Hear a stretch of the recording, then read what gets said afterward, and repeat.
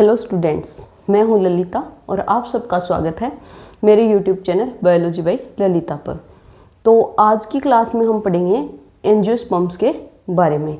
तो हमने algae, bryophyta, pteridophyta और जिम्नोस्पर्म चारों कवर कर लिए हैं। आज की क्लास में हम एंजियोस्पर्म के बारे में पढ़ेंगे। इसके बाद जो हमारा क्लास 11th का 3rd चैप्टर है प्लांट किंगडम, ये भी कंप्लीट हो जाएगा। तो चलिए आप शुरू कीजिए। हेडिंग लगाइए एंजियोस्पर्म।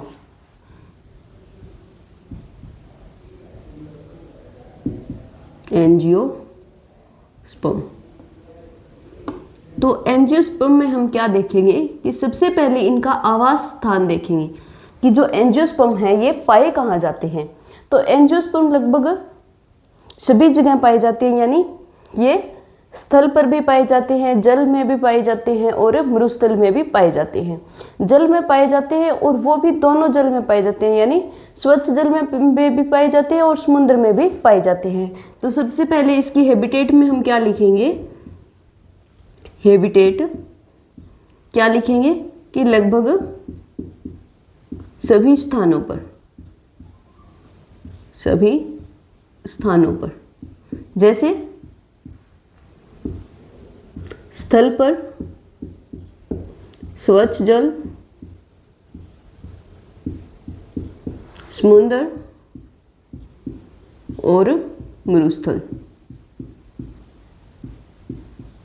इसके बाद में हम देखेंगे कि एंजियोस्पर्म यानी आवर्तबीजी, जैसा कि इनके नाम से स्पष्ट हो रहा है आवर्तबीजी। तो इनको आवर्तबीजी क्यों कहते हैं? क्योंकि इनके नाम से स्पष्ट है एंजियोस्पर्म यानी कर्ड सीड। इनके जो सीड हैं वो फ्रूट में बंद रहते हैं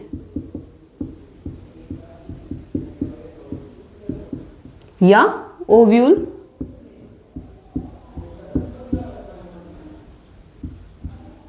ओवरी से ढका रहता है। ठीक है, एंजियोस्पर्म यानी कर्ड सीड। इनके जो सीड हैं वो फ्रूट के अंदर बंद रहते हैं, या इनके सीड हैं वो फ्रूट के अंदर बंद रहते हैं, या ओव्यूल है वो ओवरी से ढका हुआ रहता है। फिर इसके बाद में हम देखेंगे कि ये फ्लावरिंग प्लांट्स होते हैं, ये फ्लावरिंग प्लांट्स होते हैं।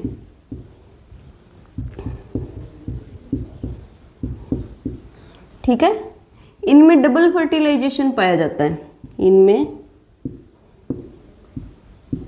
डबल फर्टिलाइजेशन यानी दोहरा निषेचन। डबल फर्टिलाइजेशन होता क्या है कि इनमें दो मेल गैमेट हैं, वो दो अलग फीमेल भागों से संयोजित होते हैं। डबल फर्टिलाइजेशन का मतलब क्या है कि इनमें दो मेल गैमेट दो अलग फीमेल भागों से संयोजित होते हैं।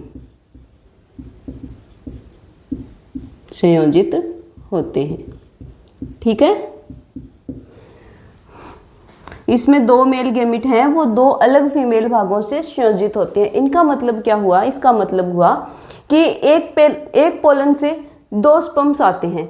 जो एक स्पर्म होता है वो तो एग से जुड़ करके जाइगोट बना लेता है। जो बचा एक स्पर्म वो क्या करता है, एक स्पर्म बचा वो क्या करता है कि एंडोस्पर्म का निर्माण करता है, दो न्यूक्लियाई से जुड़ करके, पोलर न्यूक्लियाई से जुड़कर। यानी एक पोलन, इसमें पोलन से इनमें पोलन से दो स्पर्म आते हैं,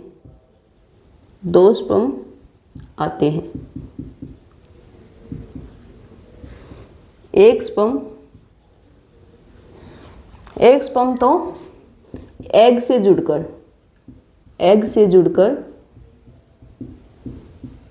जाइगोट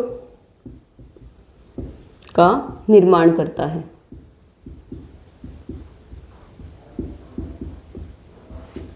तथा एक स्पर्म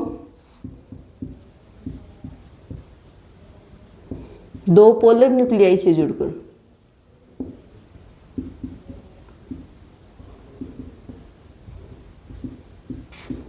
एंडोस्पर्म बनाता है। एंडोस्पर्म बनाता है, ठीक है। तो इसीलिए इसे डबल फर्टिलाइजेशन कहते हैं, क्योंकि निषेचन दो बार हुआ। एक बार तो एक स्पर्म है वो एक से जुड़ करके जाइगोट का निर्माण करता है, और एक बार एक स्पर्म है वो दो पोलर न्यूक्लियाई से जुड़ करके एंडोस्पर्म का निर्माण करता है। इसके बाद जो एंजियोस्पर्म है वो प्लांट किंगडम का सबसे बड़ा ग्रुप है। एंजियोस्पर्म प्लांट किंगडम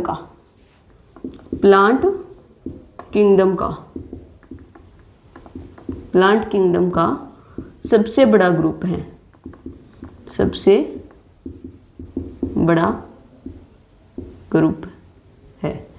इसमें लगभग कितनी 2,50,000 स्पीशीज,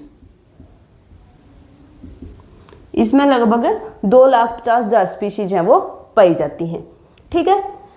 अब जो एंजियोस्पर्म है इनका कुछ आर्थिक महत्व भी होता है।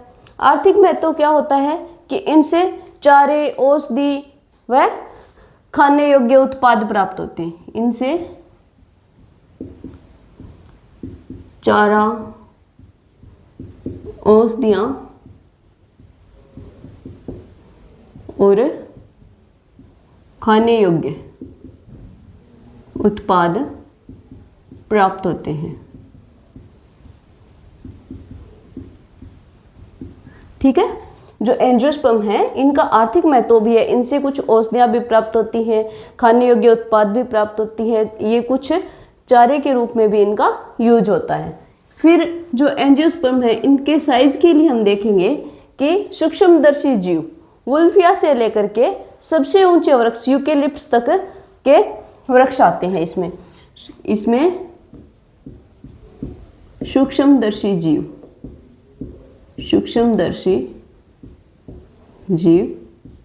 वुल्फिया से लेकर सबसे ऊंचे वृक्ष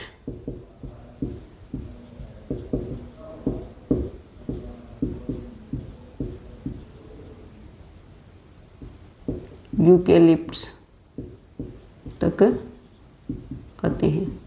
तो सबसे छोटा एंजियोस्पर्म क्या होगा? सबसे छोटा एंजियोस्पर्म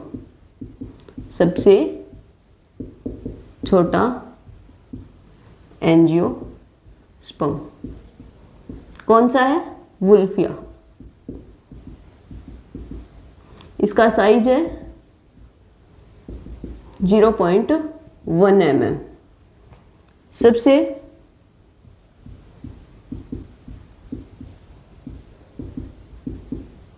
बड़ा एंजियोस्पर्म यूकेलिप्टस 100 मीटर ऊंचा, ठीक है। तो क्या देखा हमने एंजियोस्पर्म में? एंजियोस्पर्म में हमने क्या क्या देखा कि सबसे पहले हमने एंजियोस्पर्म का आवास देखा कि ये कहाँ पाए जाते हैं। तो ये लगभग सभी स्थानों पर पाए जाते हैं, यानी स्थल पर पाए जाते हैं, स्वच्छ जल में पाए जाते हैं, समुद्र में पाए जाते हैं और मरुस्थल में पाए जाते हैं। फिर जो एंजियोस्पर्म है इनके नाम से स्पष्ट है कि आवर्तबीजी यानी एंजियोस्पर्म कर्व्ड सीड, इनके सीड है वो फ्रूट के अंदर बंद होते हैं, या फिर ओव्यूल है वो ओवरी से ढका हुआ रहता है। ये फ्लावरिंग प्लांट्स होते हैं और इनमें डबल फर्टिलाइजेशन पाया जाता है, यानी दोहरा निषेचन पाया जाता है। डबल फर्टिलाइजेशन का क्या मतलब है कि इनमें दो मेल गैमेट हैं वो दो अलग फीमेल भागों से संयोजित होते हैं, यानी पोलन से दो मेल गैमेट निकलते हैं, जिनमें से जो एक मेल गैमेट है वो तो एग के साथ संयोजित होकर के जाइगोट का निर्माण करता है, और जो एक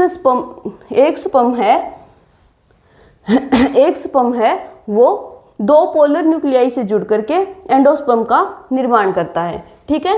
तो डबल फर्टिलाइजेशन हो गया कि इनमें पोलन से दो स्पर्म आते हैं, एक स्पर्म तो किससे जुड़ेगा? एग से जुड़ेगा और जाइगोट का निर्माण कर देगा, और जो एक और स्पर्म है वो 2 पोलर न्यूक्लियाई से जुड़ करके एंडोस्पर्म का निर्माण कर देगा। तो 2 बार फर्टिलाइजेशन हुआ, एक बार तो जाइगोट बना और एक बार एंडोस्पर्म बना, तो इसे कहते हैं डबल फर्टिलाइजेशन, यानी जो एंजियोस्पर्म है इनमें डबल फर्टिलाइजेशन पाया जाता है।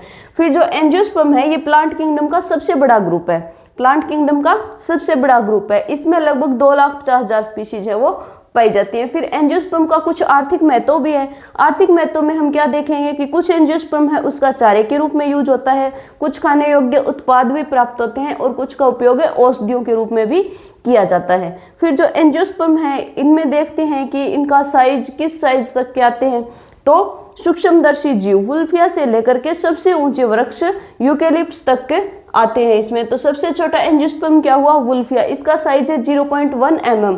और सबसे बड़ा एंजियोस्पर्म है, सबसे बड़ा एंजियोस्पर्म यूकेलिप्टस, इसका साइज क्या होता है, ये 100 मीटर से अधिक ऊंचा होता है या 100 मीटर ऊंचा होता है। ठीक है, इसके बाद जो एंजियोस्पर्म है इसको 2 भागों में विभक्त किया गया है, मोनोकोट और डाइकोट। तो आप इसका स्क्रीनशॉट ले लीजिए और फिर हेडिंग लगाइए कि जो एंजियोस्पर्म है इसको 2 भागों में विभक्त किया गया है।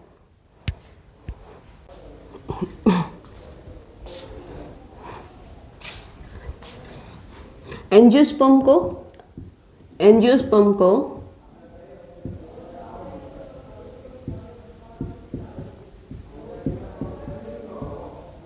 2 भागों में विभक्त किया गया है, 2 भागों में या 2 वर्गों में विभक्त किया गया है।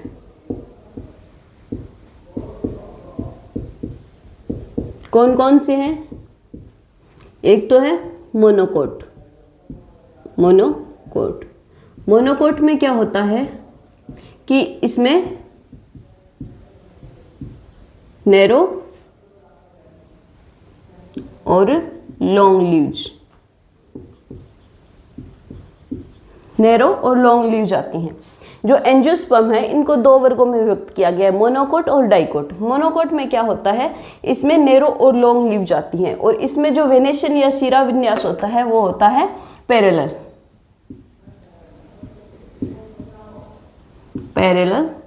वेनेशन, यानी समांतर शिरा विन्यास, समांतर शिरा विन्यास।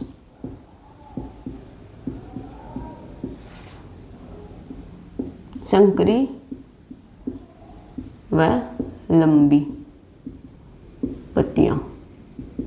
ठीक है, इसके एग्जाम्पल हैं गेहूं, चावल, घास, केला। ठीक है, एंजियोस्पर्म को 2 वर्गों में विभक्त किया गया है, एक है मोनोकोट और एक है डाइकोट। तो मोनोकोट में क्या होगा, नैरो या लॉन्ग लीव्स होती हैं इनमें, और यानी संकरी और लंबी पत्तियां होती हैं, और पैरेलल वेनेशन यानी समांतर शिरा विन्यास पाया जाता है। तो इसके एग्जाम्पल हैं मोनोकोट एंजियोस्पर्म के गेहूं, चावल, घास और केला। सेकंड है डाइकोट। इसमें क्या होगा, इसमें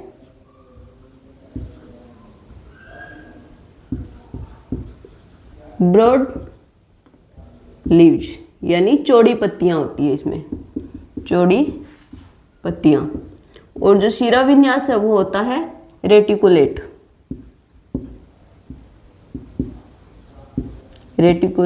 वेनेशन, यानी जालिकावत शिरा विन्यास। ठीक है, इसके एग्जाम्पल हैं आम, नीम, सरसों, चना। ठीक है, तो हमने क्या देखा कि जो एंजियोस्पर्म है इसको 2 वर्गों में विभक्त किया गया है। कौन कौन से 2 वर्ग, एक तो मोनोकोट और एक डाइकोट। मोनोकोट एंजियोस्पर्म में क्या होता है कि इसमें जो लीव्स होती हैं वो नैरो और लॉन्ग लीव्स होती हैं। ठीक है, और इसमें शिरा विन्यास है वो पैरेलल वेनेशन होता है, यानी समांतर शिरा विन्यास होता है। इसके एग्जाम्पल है जैसे गेहूं है, चावल है, घास है और केला। फिर डाइकोट एंजियोस्पर्म में क्या आते हैं, ये ब्रॉड लीव्स होती है यानी चौड़ी पत्तियों वाले प्लांट्स होते हैं। इसमें रेटिकुलेट वेनेशन यानी जालिकावत शिरा विन्यास पाया जाता है। इसका एग्जाम्पल है आम, नीम, सरसों और पहुंचना। इसके बाद कुछ डेफिनेशंस दी गई हैं, उसको पढ़ेंगे हम। तो सबसे पहले है एनिमोफिली। एनिमोफिली, एनिमोफिली हमने कल देखा था, एनिमोफिली। तो एनिमोफिली क्या है? एनिमोफिली, एनिमोफिली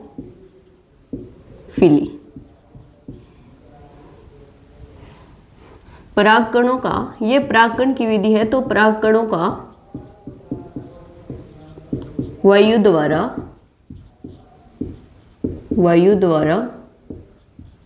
फीमेल गेमेट तक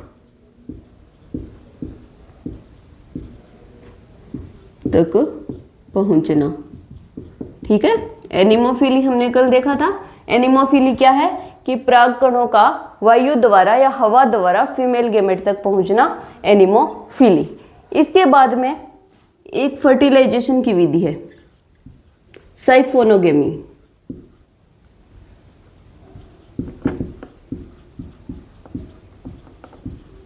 साइफोनोगेमी, साइफोनोगेमी क्या होता है? साइफोनोगेमी है वे फर्टिलाइजेशन की विधि है, फर्टिलाइजेशन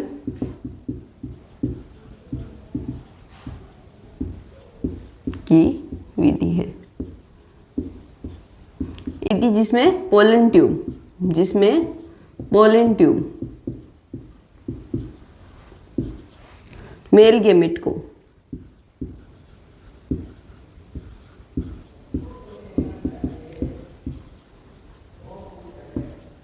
फीमेल गेमेट तक ले जाती है। कैसे ले जाती है? हवा द्वारा,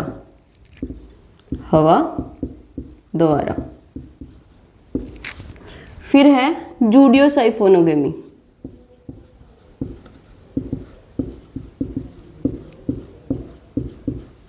ये भी क्या है? ये फर्टिलाइजेशन की विशिष्ट विधि है, फर्टिलाइजेशन की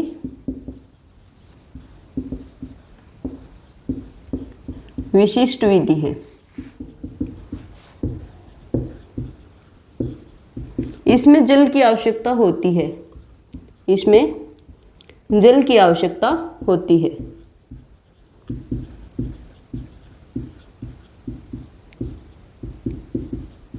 और ये किस में पाई जाती है? साइकस में।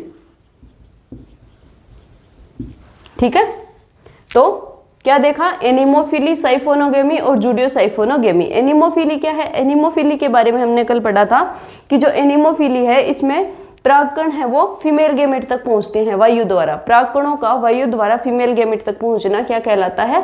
एनिमोफिली कहलाता है। फिर साइफोनोगेमी क्या है? साइफोनोगेमी है वो फर्टिलाइजेशन की विधि है, इसमें पोलन ट्यूब है वो मेल गेमेट को फीमेल गेमेट तक ले जाती है। और कैसे ले जाती है? वायु द्वारा ले जाती है। जूडियोसाइफोनोगेमी है, ये भी फर्टिलाइजेशन की विशिष्ट विधि है, फर्टिलाइजेशन की विशिष्ट विधि है, इसमें जल की आवश्यकता होती है। और ये किस में पाई जाती है? ये साइकस में पाई जाती है। तो एंजियोस्पर्म है वो कंप्लीट हुआ। आज के लिए इतना ही। नेक्स्ट क्लास में हम नेक्स्ट चैप्टर स्टार्ट करेंगे। प्लांट किंगडम हो गया हमारा, अब हम नेक्स्ट एनिमल किंगडम स्टार्ट करेंगे। तो अगर आपको मेरी वीडियो पसंद आती है तो प्लीज़ लाइक और शेयर करना और चैनल को सब्सक्राइब करना। थैंक्स।